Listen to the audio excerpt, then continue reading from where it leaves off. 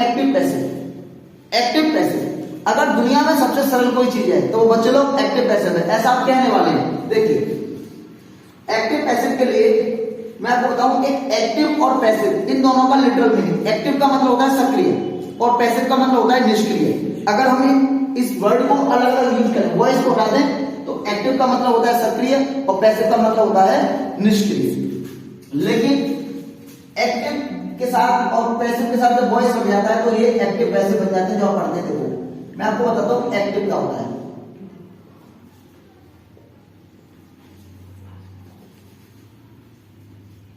Active में subject main होता है,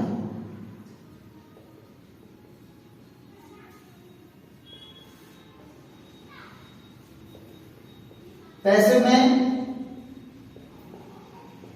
ऑब्जेक्ट मेन होता है।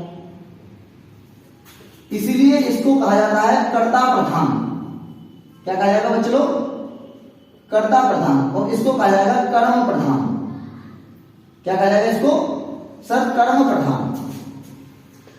हर वाक्य की ना तो एक्टिव बन सकती है ना ही पैसिव बन सकती है। हर वाक्य की ना तो एक्टिव बन सकती है ना पैसिव बन सकती है। केवल उसी वाक्य की पैसिव बनती है जिसकी वर्ब ट्रांजिटिव होती है। ये सब बातें मैं भी आपसे करने वाला हूं। देखो अभी मुझे एक बात बताइए, सिंपल सी पूछ रहा हूं मैं, एक्टिव के लिए या एक्टिव बनाने के लिए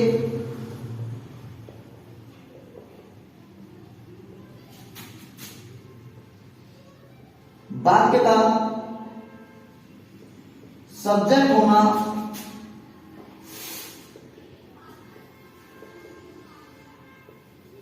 अति आवश्यक है।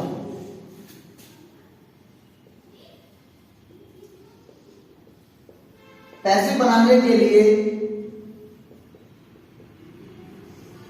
वाक्य का ऑब्जेक्ट बेहद जरूरी है।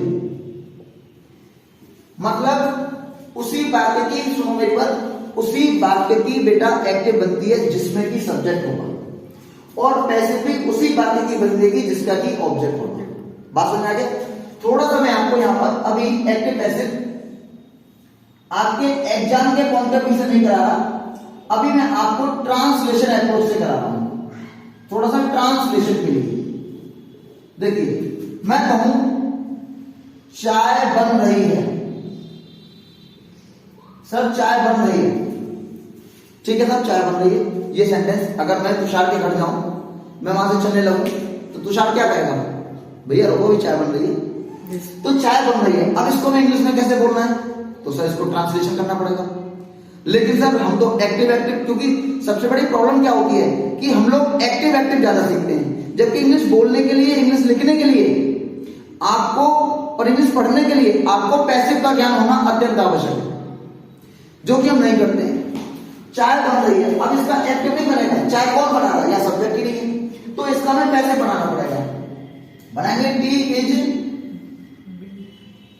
बी मेड लगा सकते हैं या कुक लगा सकते हैं, ठीक है भैया। मैं कहूं धनी व्यक्ति का सम्मान केवल उसके नगर में होता है, जबकि कवि का सम्मान पूरे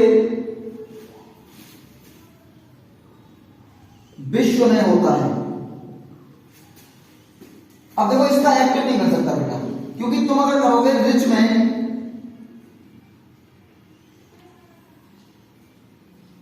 रेस्पेक्ट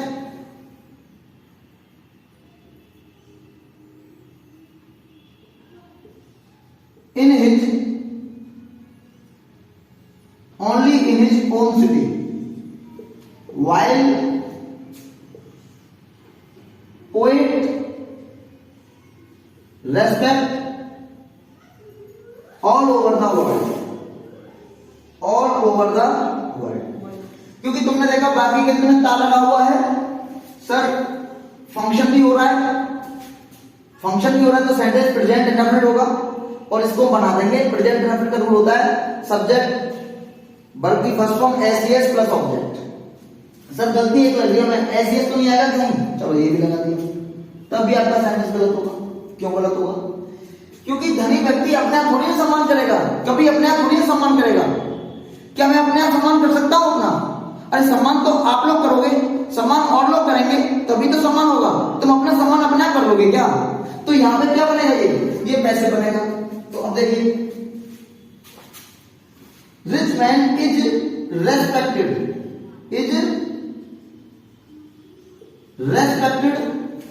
और यहां भी इज लगा देंगे। तो rich man is respected only in his own city while poet is respected all over the world. लेकिन इसको लोग पैसे नहीं मानते, इसको लोग पैसे नहीं मानेंगे, ये कहते हैं तो गलत है साहब, क्योंकि ही रोड एंड ऐसे। अब ये हमारे एग्जाम में आता है और हमको कहता है यहाँ पे साहब ये पैसे में करिए।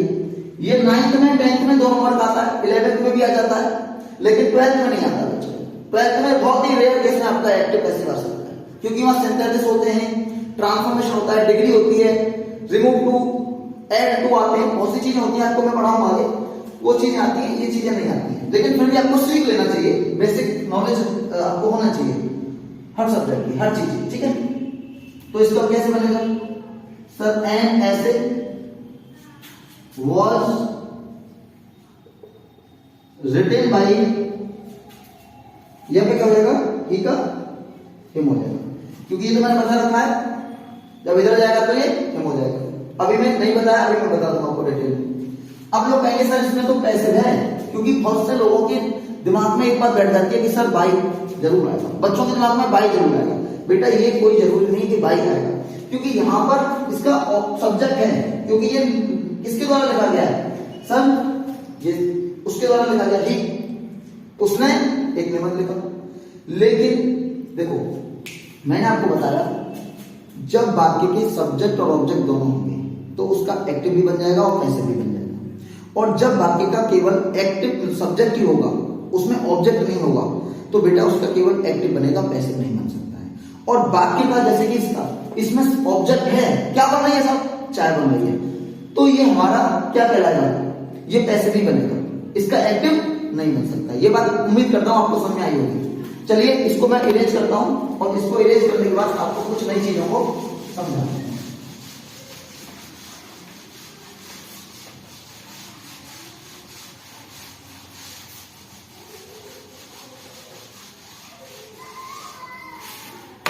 देखिए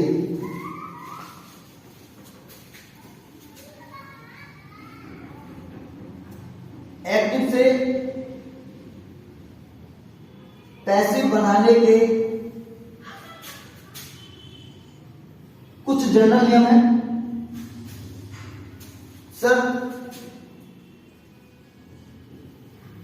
सब्जेक्ट को ऑब्जेक्ट और ऑब्जेक्ट को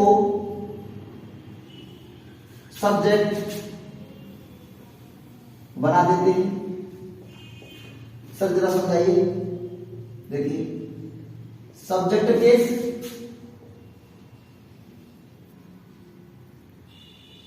ऑब्जेक्ट केस,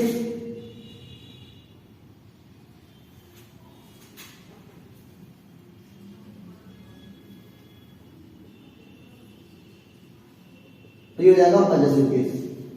हम कहें तो अपने की अंग्रेजी, अपने की अंग्रेजी, ठीक है। सर अगर एक्टिव में ही होगा तो मैं क्या करना पड़ेगा? हिम होता है इसका ऑब्जेक्टिव केस, और अपने की क्या होती है? हिज होती है। सर यहां सी होगा, यहां हर होगी और यहां भी हर होगा।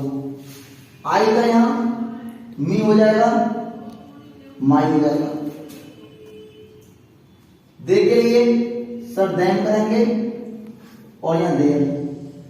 देखो बच्चे लोग आप साथ के साथ उतारते रहना या पॉज कर लेना वीडियो को, तो आप कर लेना, ठीक है।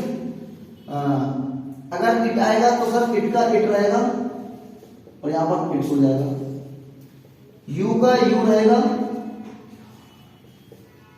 और योर हो जाएगा। वी का अस होगा और इसकी मीनिंग होती है आउट। अगर मैं बात करूं किसी का नाम आता है जैसे नगमा, तो नगमा का ऑब्जेक्ट भी क्या रहेगा, नगमा रहेगा, और क्योंकि वो लड़की है तो उसके लिए वजह से केस क्या होगा, हर होगा। अगर मैं बात करूं राहुल की, तो राहुल रहेगा और राहुल का ऑब्जेक्ट भी राहुल रहेगा, और यहां पर अगर मैं बात करूं वजह से किसकी, तो ये जाएगा। अगर हु आएगा तो हु का ऑब्जेक्ट बच्चे लोग हुम होगा, और इसकी वजह से केस क्या होगा, हुज होगा। तो एक बेसिक रूल ये होता है, आपको पता चलो। दूसरा, पैसिव में हमेशा, ये बात तो ध्यान रखना, पैसिव में हमेशा वर्ब की थर्ड फॉर्म यानी कि वर्ब थर्ड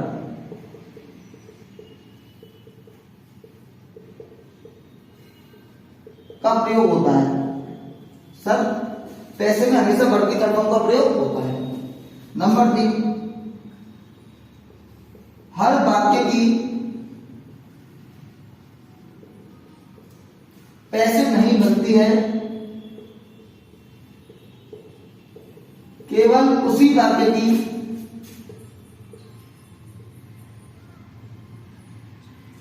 पैसिव बनती है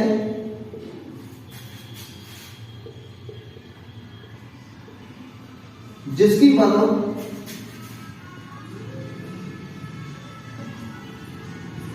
ट्रांजिटिव हो। हर वाक्य की पैसिव नहीं बनती है, केवल उसी वाक्य की पैसिव बनती है जिसकी वर्ब ट्रांजिटिव हो। और ट्रांजिटिव वर्ब वह वर्ब होती है जिसमें क्या, कोमा किसको, कोमा किसके लिए, प्रश्न करने पर उत्तर में कोई नाउन या प्रोनाउन आना चाहिए। अब कहो तो मैं लिख देता हूं,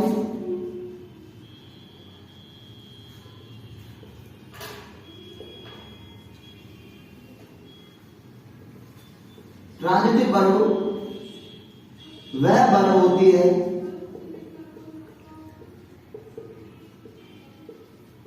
जिसमें क्या, कोमा किसको, कोमा किसके लिए,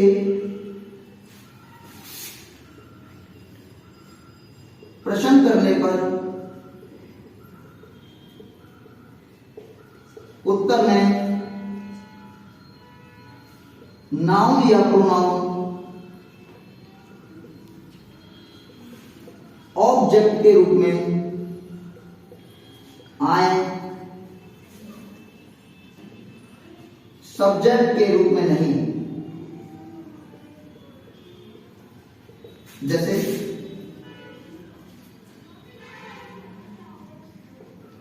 निहाल सर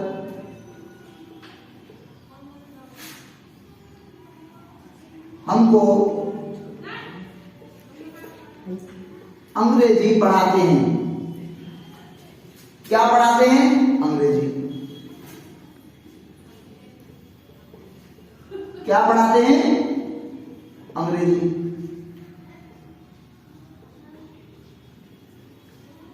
किसको पढ़ाते हैं, हमको। निहाल सर हमको अंग्रेजी पढ़ाते हैं। क्या पढ़ाते हैं, अंग्रेजी। किसको पढ़ाते हैं, हमको। तो ये वर्ब कौन सी होगी, ट्रांजिटिव वर्ब होगी। सर इंट्रांजिटिव, तुषार अलीगढ़ जाता है।